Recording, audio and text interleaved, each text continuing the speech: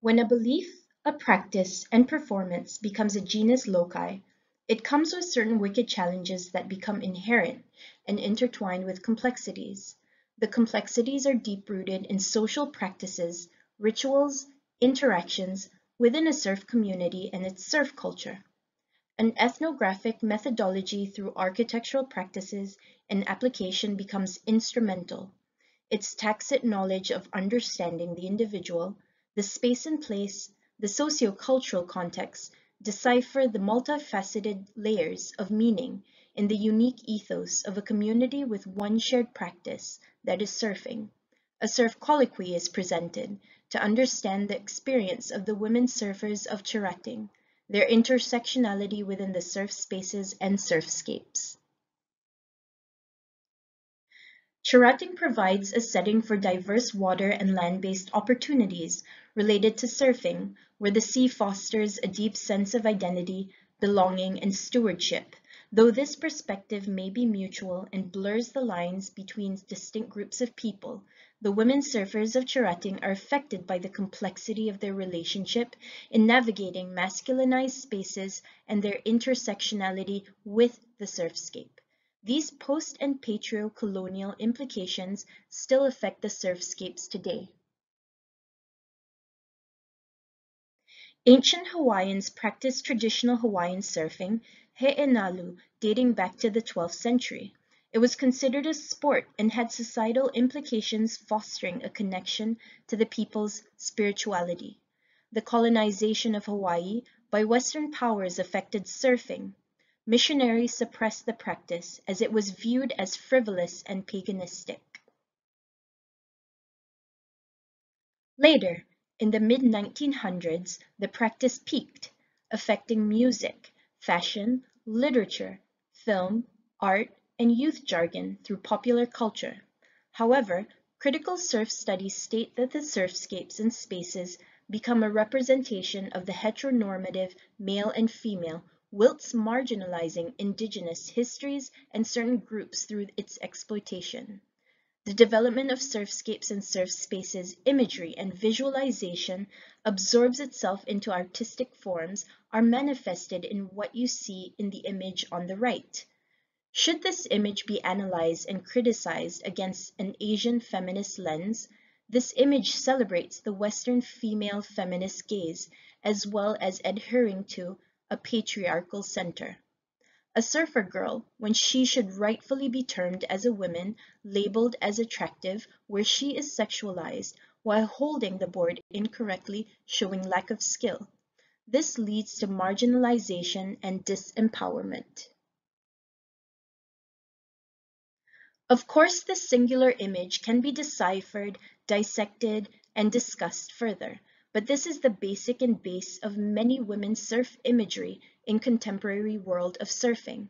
The issue being that the representation of female surfers within a space, even if on the internet and social media, is predominantly the white heteronormative female surfers.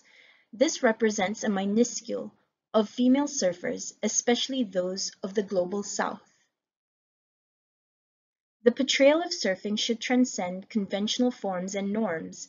Within the context of space and place, it should embrace diverse forms of representation, encompassing heritages and backgrounds, while challenging the traditional heteronormative binary representation of male and female forms. There are many communities that challenge that notion, such as Salwata Sista in Vanuatu and Girls Surf Club based in Arumugambe, Bay, Sri Lanka. Understanding that there are representations beyond the heteronormative conventional forms and norms become empowering to the marginalized women surfers. There are several challenges that women surfers of Cherating face, one of that being the historical denomination of surfing that affects the surfscapes of today because of its history of colonization, therefore having them question their forms of their representation, and their experience which have them navigate through the post- and patrio-colonial praxis of layers of gender politics.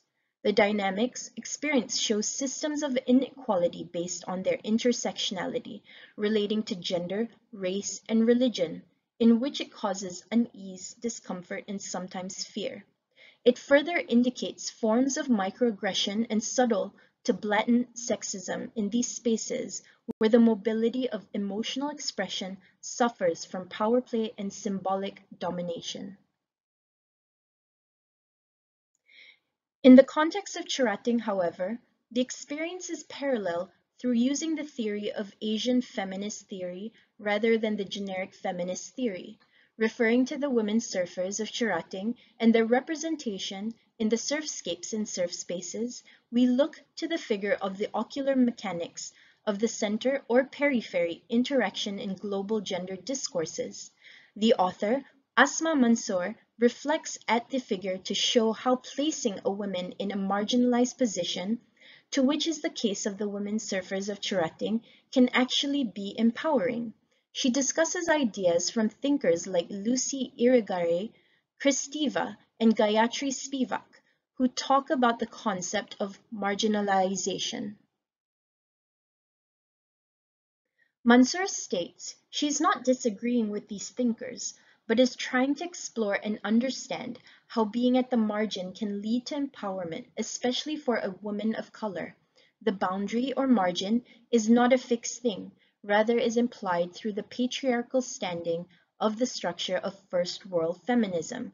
Instead, it's always changing and challenging the basic ideas of what is considered the center or the norm. Women surfers in Cherating navigate layers of gender politics, intersectionality relating to their gender, race, and religion.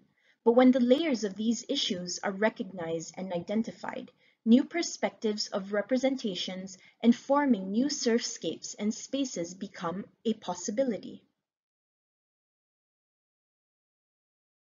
Although surfscapes are no longer a male-preserved practice, they remain male-dominated regarding values, conceptualizations, expectations, participation, representation, and organization. This can be seen through the surf competition posters in Malaysia over the years as displayed here. These surf competition posters underscore the stark contrast in prize money between the men's and the women's categories, to which translates to the surfscapes and spaces of that point in time up until today. In an informal pilot participant observation and focus group discussion, it was observed the community's social dynamics, practices, and customs. Within the discussion sparked numerous inquiries, initiating an impromptu and unconventional commencement of open discussions and sharing among the women surfers.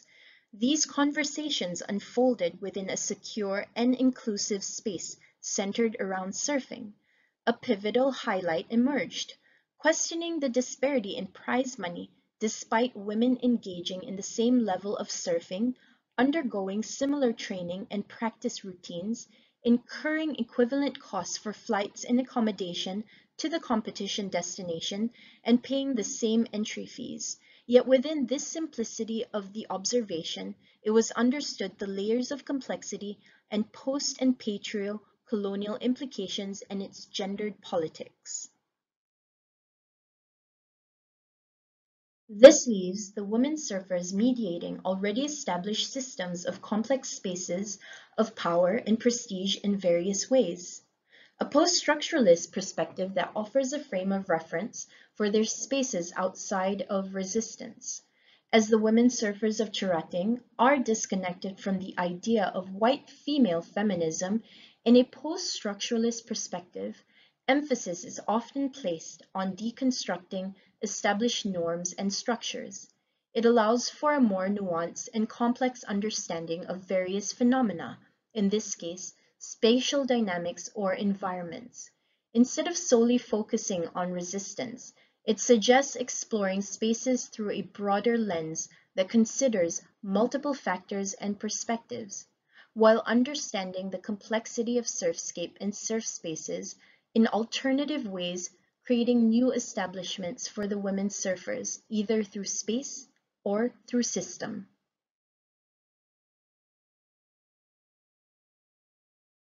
Referring back to the statement of this assertion, The exploration jumps into the symbiotic influence of the conclusion of formal colonial implications and the enduring presence of patriarchal structures on the experiences of women surfers in the community. It is important to account for the intricate interplay of multiple social identities, gender, race, and religion, considering the historicity within the context of women surfers navigating surfscapes traditionally governed by masculinized norms and spaces. The inquiry extends to comprehend the domains of power in intersubjective, experiential, organizational, and representational dimensions. The overarching objective is to get insights into a broader discourse on the representation and participation of women in surfing communities. This will lead to strategic proposals for the development of new establishments for women surfers in the community. Now that we are familiar with the historicity, the intersectionality, and the issues that the women surfers face, so then begs the question, what can be done? Spaces and surfscapes need to be emphasized in its importance of considering women's unique interactions. This will then create an environment that will be truly gender inclusive.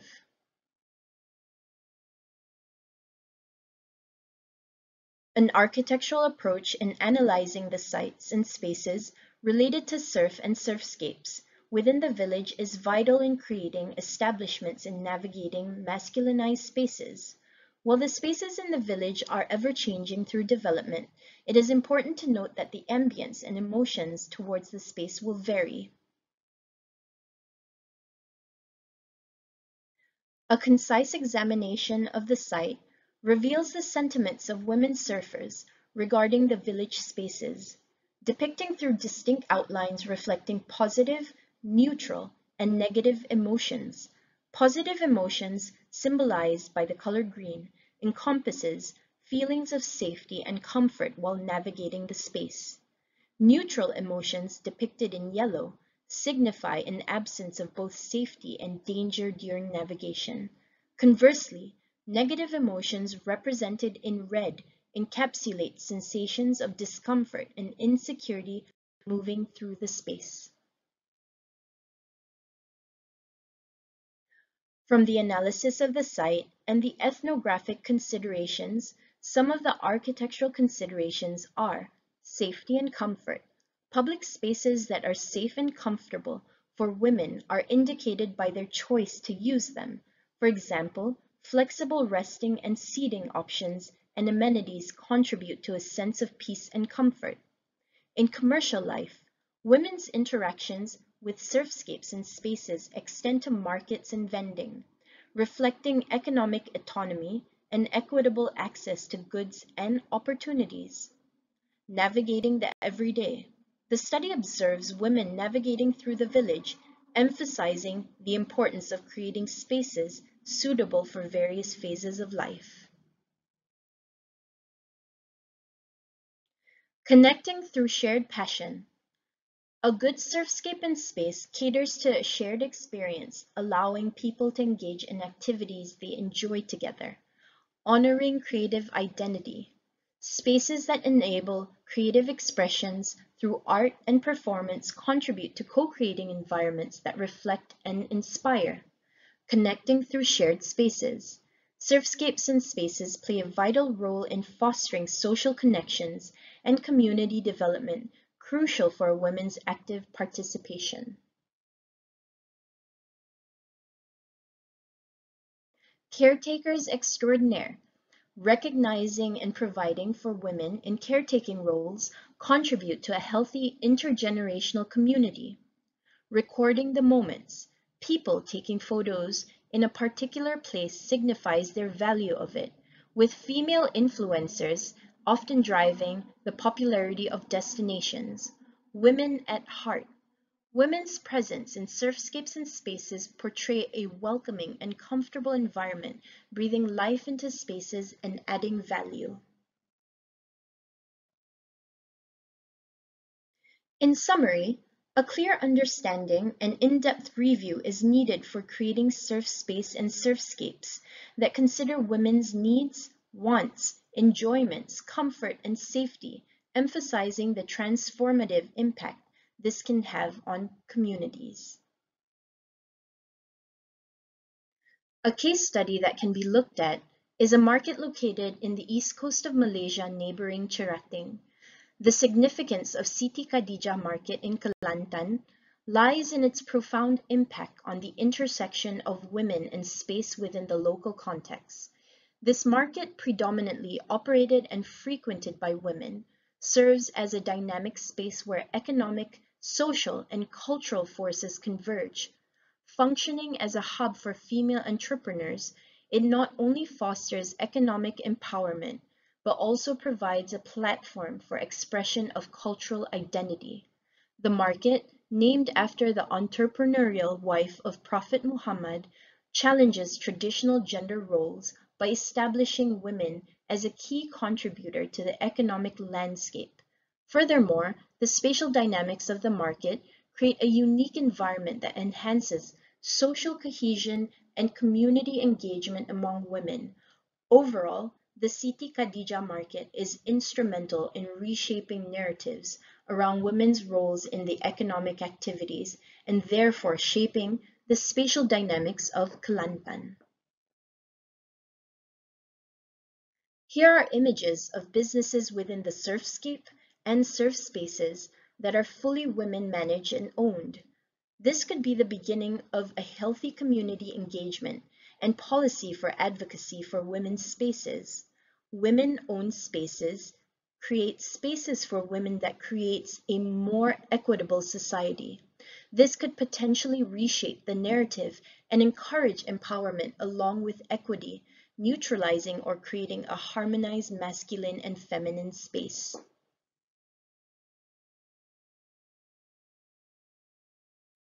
The experience of female surfers of Cherating has provided valuable insight into the intricate interplay of culture, social norms, and gender issues. By delving into the lived experience of women surfers, the research has contributed to deeper understanding of the intersectional impacts on their relationships with the built and natural environment. This knowledge offers a foundation for informing architectural space design, promoting inclusivity for marginalized communities through the creation of a reference framework. Additionally, the study serves as an empowering tool, amplifying the voices of women surfers and facilitating broader discussion on gender parity in male-dominated environments within the surfing world.